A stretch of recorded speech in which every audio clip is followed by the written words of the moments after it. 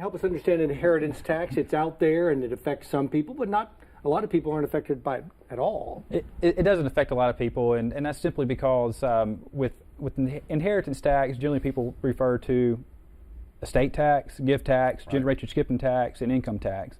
It used to be that, as you mentioned earlier, estate tax kind of was the driving force behind estate planning, but now you have what's called an exclusion amount of $5.49 million, which for most people, they don't have a taxable estate, don't have to worry about estate tax at all.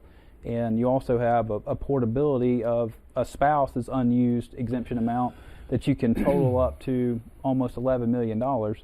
So I think the figure's now somewhere in the ballpark of two estates out of 1,000 have a estate tax liability, according to some of the government studies. With gift tax, you have an annual exclusion amount of $14,000, which just simply means that, Mike, you could give everybody in Tuscaloosa $14,000 and they wouldn't have any gift tax for 1 year.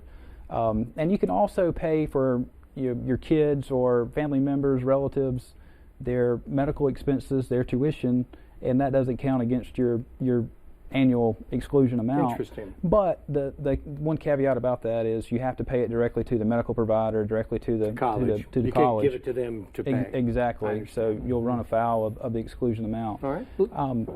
Go ahead. But generally speaking, I mean, now it's more about in say, for instance, in 1997, the exclusion amount was $600,000. So a lot of people were affected.